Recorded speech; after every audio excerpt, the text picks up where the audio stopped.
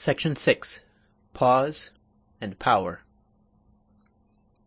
The true business of the literary artist is to plait or weave his meaning, involving it around itself, so that each sentence by successive phrases shall first come into a kind of knot, and then, after a moment of suspended meaning, solve and clear itself.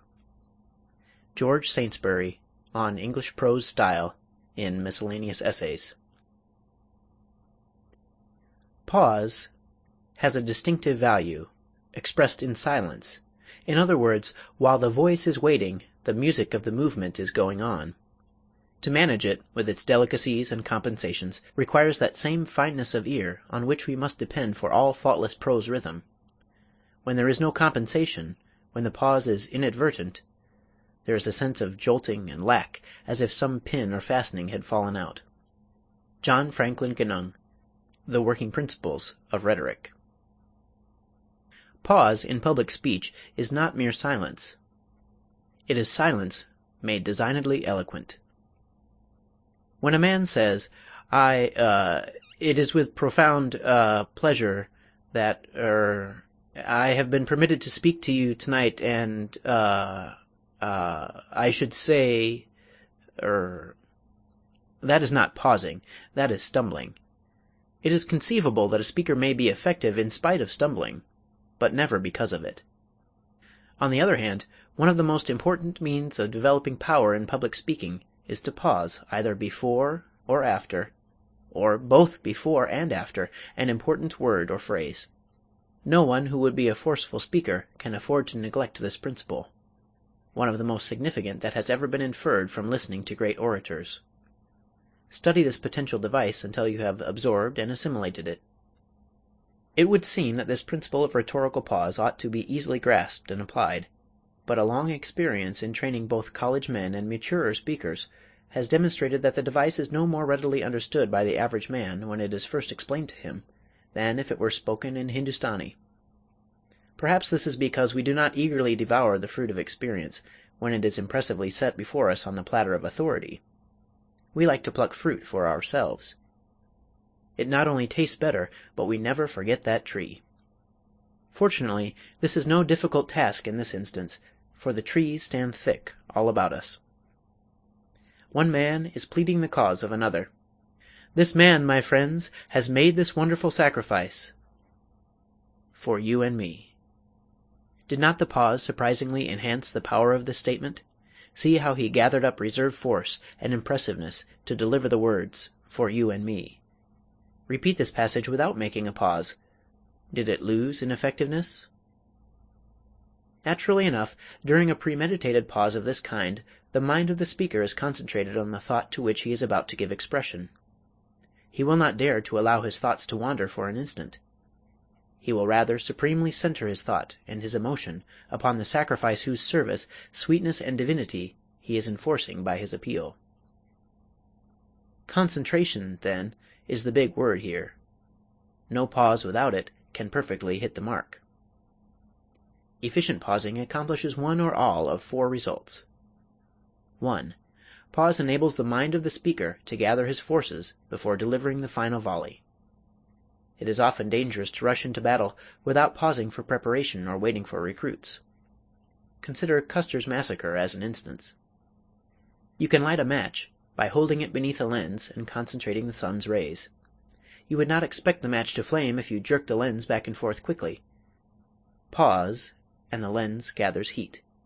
Your thoughts will not set fire to the minds of your hearers unless you pause to gather the force that comes by a second or two of concentration. Maple trees and gas wells are rarely tapped continually. When a stronger flow is wanted, a pause is made. Nature has time to gather her reserve forces, and when the tree or the well is reopened, a stronger flow is the result. Use the same common sense with your mind. If you would make a thought particularly effective, pause just before its utterance. Concentrate your mind energies, and then give it expression with renewed vigor. Carlyle was right. Speak not, I passionately entreat thee, till thy thought has silently matured itself. Out of silence comes thy strength. Speech is silvern, silence is golden.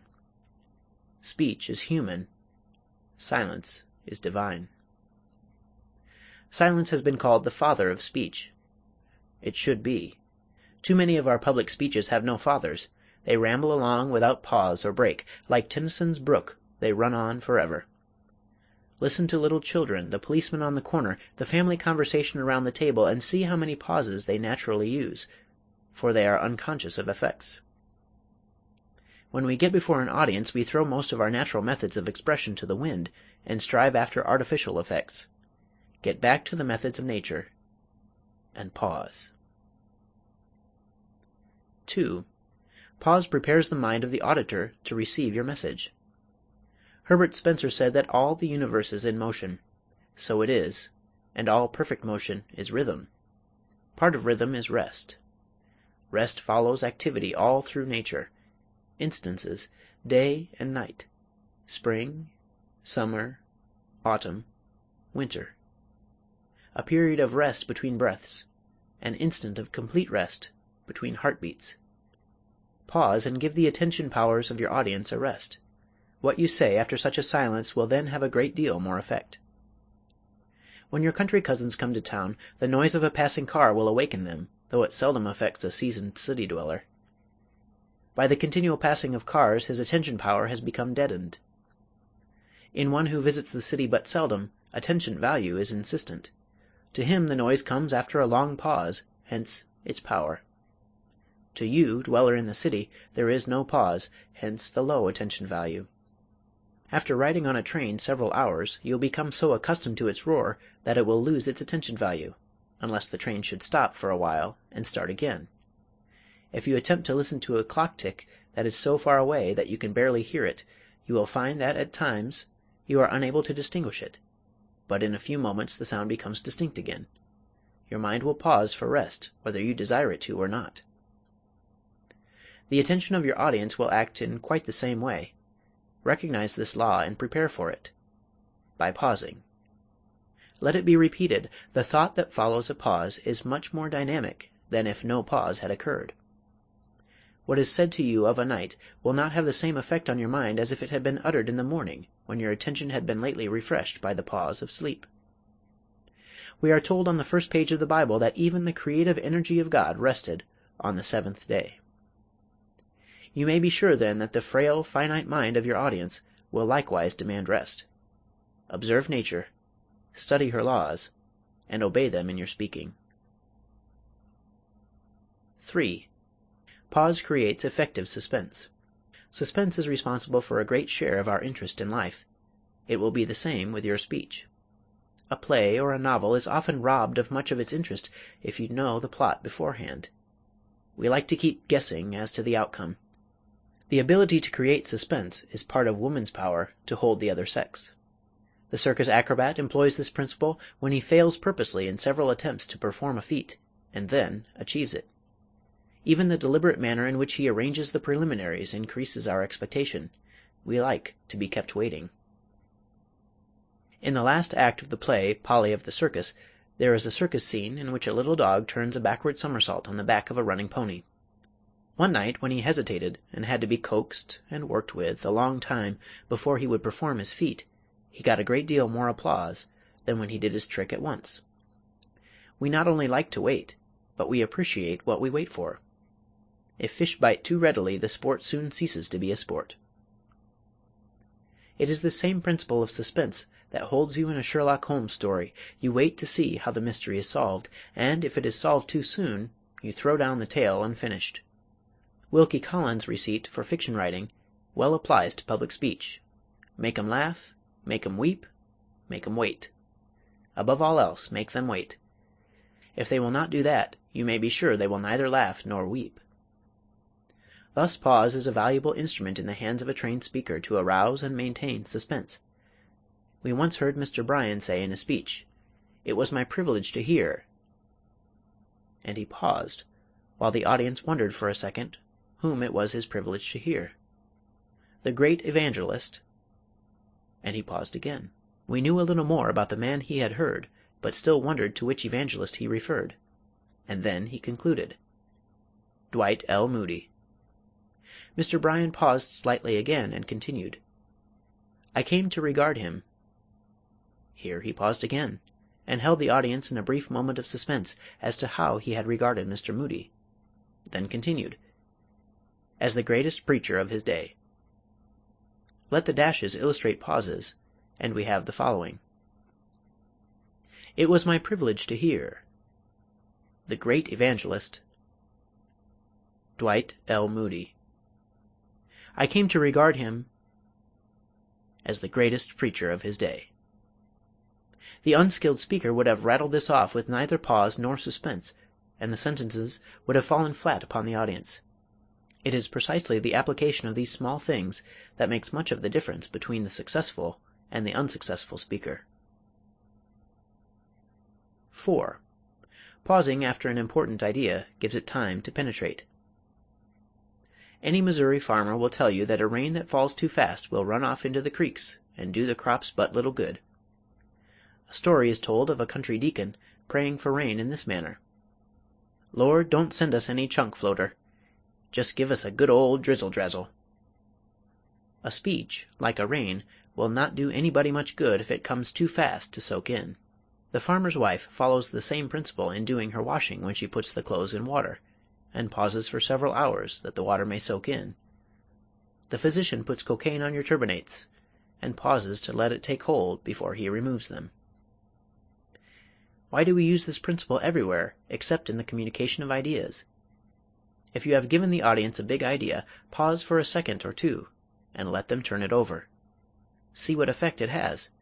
After the smoke clears away, you may have to fire another 14-inch shell on the same subject before you demolish the citadel of error that you are trying to destroy. Take time. Don't let your speech resemble those tourists who try to do New York in a day. They spend 15 minutes looking at the masterpieces in the Metropolitan Museum of Arts, 10 minutes in the Museum of Natural History, take a peep into the aquarium, hurry across the Brooklyn Bridge, rush up to the zoo, and back by Grant's Tomb, and call that seeing New York. If you hasten by your important points without pausing, your audience will have just about as adequate an idea of what you have tried to convey. Take time. You have just as much of it as our richest multimillionaire. Your audience will wait for you. It is a sign of smallness to hurry. The great redwood trees of California had burst through the soil 500 years before Socrates drank his cup of hemlock poison, and are only in their prime today. Nature shames us with our petty haste.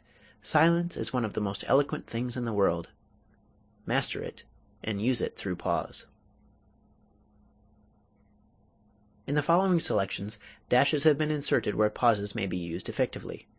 Naturally, you may omit some of these and insert others without going wrong. One speaker would interpret a passage in one way, one in another. It is largely a matter of personal preference. A dozen great actors have played Hamlet well, and yet each has played the part differently. Which comes nearest to perfection is a question of opinion. You will succeed best by daring to follow your own course, if you are individual enough to blaze an original trail. A moment's halt. A momentary taste of being from the well amid the waste. And lo, the phantom caravan has reached the nothing it set out from. Oh, make haste. The worldly hope men set their hearts upon turns ashes, or it prospers, and anon, like snow upon the desert's dusty face, lighting a little hour or two, is gone. The bird of time has but a little way to flutter, and the bird is on the wing. You will note that the punctuation marks have nothing to do with the pausing. You may run by a period very quickly, and make a long pause where there is no kind of punctuation. Thought is greater than punctuation. It must guide you in your pauses. A book of verses underneath the bough, a jug of wine, a loaf of bread, and thou beside me singing in the wilderness. Oh, wilderness were paradise enow. You must not confuse the pause for emphasis with the natural pauses that come through taking breath and phrasing. For example, note the pauses indicated in this selection from Byron. But hush! Hark! that deep sound breaks in once more. And nearer, clearer, deadlier than before. Arm! Arm! It is the cannon's opening roar. It is not necessary to dwell at length upon these obvious distinctions. You will observe that in natural conversation our words are gathered into clusters or phrases, and we often pause to take breath between them. So, in public speech, breathe naturally, and do not talk until you must gasp for breath, nor until the audience is equally winded. A serious word of caution here must be uttered. Do not overwork the pause. To do so will make your speech heavy and stilted. And do not think that pause can transmute commonplace thoughts into great and dignified utterance. A grand manner combined with insignificant ideas is like harnessing a Hambletonian with an ass. You remember the farcical old school declamation, A Midnight Murder, that proceeded in grandiose manner to a thrilling climax, and ended, and relentlessly murdered a mosquito. The pause, dramatically handled, always drew a laugh from the tolerant hearers. This is all very well in farce, but such anticlimax becomes painful when the speaker falls from the sublime to the ridiculous quite unintentionally. The pause, to be effective in some other manner than in that of the boomerang, must precede or follow a thought that is really worth while, or at least an idea whose bearing upon the rest of the speech is important. William Pittenger relates in his volume, Extempore Speech, an instance of the unconsciously farcical use of the pause by a really great American statesman and orator. He had visited Niagara Falls and was to make an oration at Buffalo the same day, but, unfortunately, he sat too long over the wine at dinner. When he arose to speak, the oratorical instinct struggled with difficulties, as he declared, "Gentlemen, I have been to look upon your magnificent cataract, 147 feet high. Gentlemen, Greece and Rome in their palmiest days never had a cataract 147 feet high." Questions and exercises. 1. Name 4 methods for destroying monotony and gaining power in speaking. 2. What are the 4 special effects of pause? 3. Note the pauses in a conversation, play, or speech. Were they the best that could have been used? Illustrate. 4. Read aloud selections on pages 50 through 54, paying special attention to pause. 5. Read the following without making any pauses. Reread correctly and note the difference. Soon the night will pass, and when of the sentinel on the ramparts of liberty the anxious ask, "Watchman, what of the night?" his answer will be, "Lo, the morn appeareth."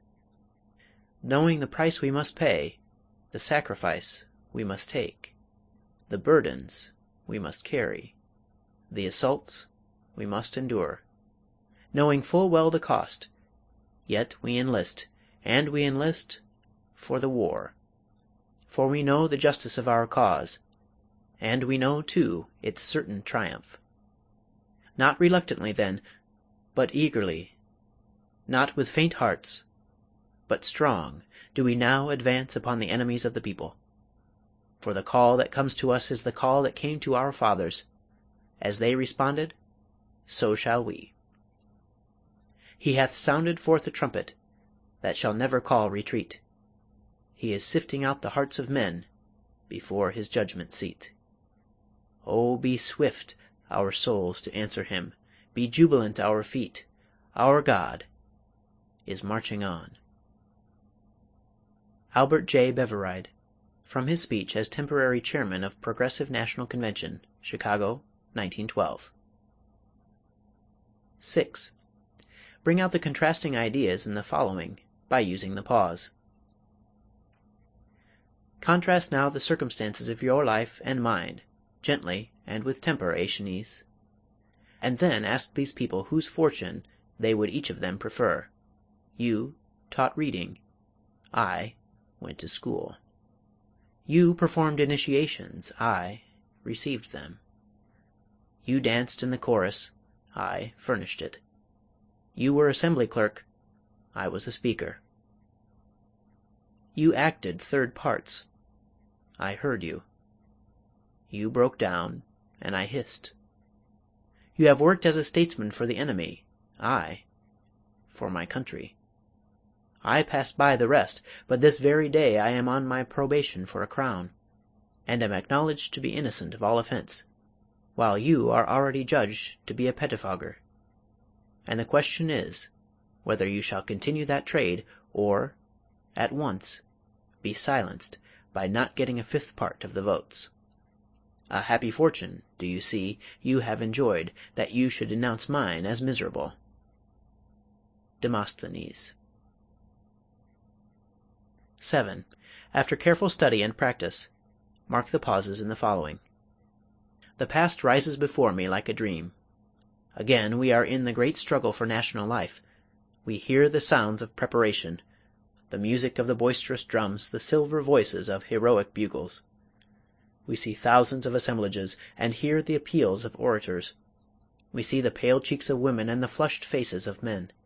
And, in those assemblages, we see all the dead whose dust we have covered with flowers. We lose sight of them no more. We are with them when they enlist in the great army of freedom. We see them part from those they love. Some are walking for the last time in quiet woody places with the maiden they adore. We hear the whisperings and the sweet vows of eternal love as they lingeringly part, forever. Others are bending over cradles, kissing babies that are asleep. Some are receiving the blessings of old men. Some are parting from those who hold them and press them to their hearts again and again and say nothing. And some are talking with wives, and endeavoring with brave words spoken in the old tones to drive from their hearts the awful fear. We see them part. We see the wife standing in the door, with the babe in her arms, standing in the sunlight sobbing. At the turn of the road, a hand waves. She answers by holding high in her loving hands the child. He is gone, and forever. Robert J. Ingersoll, to the Soldiers of Indianapolis. 8. Where would you pause in the following selections? Try pausing in different places and note the effect it gives. The moving finger writes, and having writ moves on. Nor all your piety nor wit shall lure it back to cancel half a line, nor all your tears wash out a word of it. The history of womankind is a story of abuse. For ages men beat, sold, and abused their wives and daughters like cattle. The Spartan mother that gave birth to one of her own sex disgraced herself.